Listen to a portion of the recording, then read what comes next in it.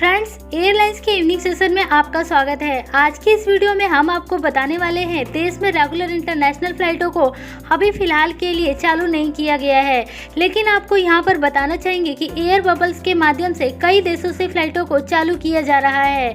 हम आगे इस वीडियो में जानेंगे कि देश में रेगुलर इंटरनेशनल फ्लाइटों को कब तक चालू किया जा सकता है और इसके साथ साथ एयर बबल्स के बारे में भी जानेंगे कि एयर बबल्स क्या होता है और इस एयर बबल्स के माध्यम से किन किन देशों में फ्लाइटें चालू हो सकती है। तो फ्रेंड्स, वीडियो आप पूरा ध्यान से देखें ताकि आपको सारी जानकारी सही से मिल सके।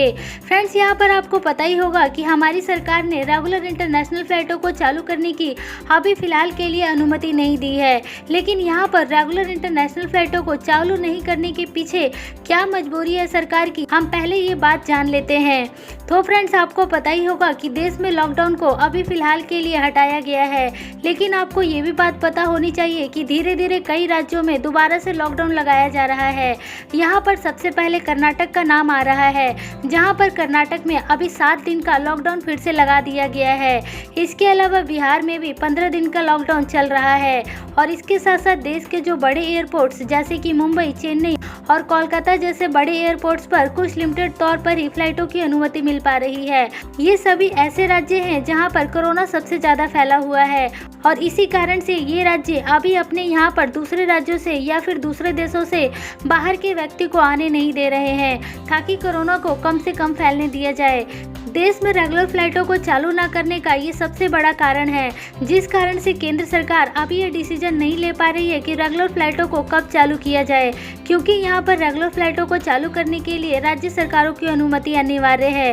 तो फ्रेंड्स, यहाँ पर आप जरूर सोच रहे होंगे कि ऐसा कब तक चलता रहेगा, तो ये कह पाना अभी मुश्किल है, क्योंकि यहाँ पर भारत ही नहीं दूसरे देशों में भी इस तरह की प्रॉब्लम्स आ रही है, जहाँ पर लॉकडाउन को हटाने के बाद फिर दोबारा से लॉकडाउन लगाया जा रहा है और भारत में भी ऐसा ही हो रहा है।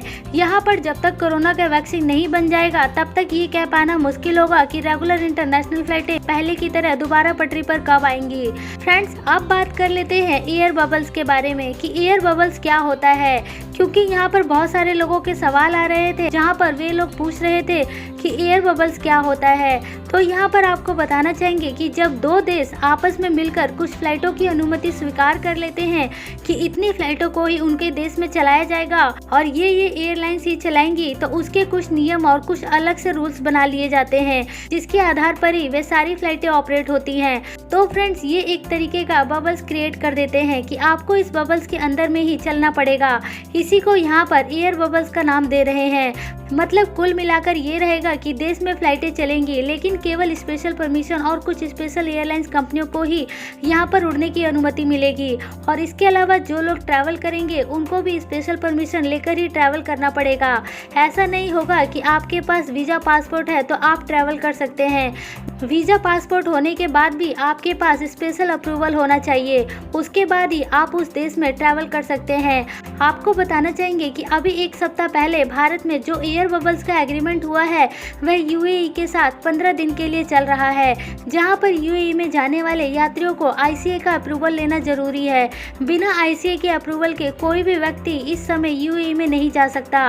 अब बात कर लेते हैं कि एयर बबल्स यहाँ पर आने वाले समय में कौन कौन से देशों के साथ शुरू हो सकता है। तो यहाँ पर जैसा कि कल हरदीप सिंह पुरी ने ये अनाउंसमेंट किया था कि अभी फ्रांस और अमेरिका के साथ एयर बबल्स के ऊपर बातचीत हो चुकी है, जो कि आज से शुरू हो चुकी है। इसके अलावा आने वाले समय में जर्मनी और यूके के साथ भी एयर बबल शुरू करने की बात चल रही है।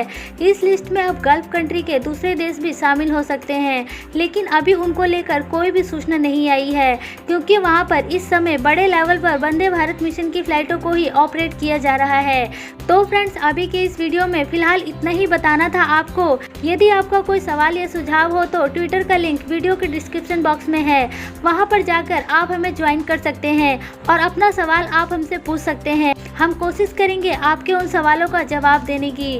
वीडियो देखने के लिए आप सबका बहुत बहुत धन्यवाद।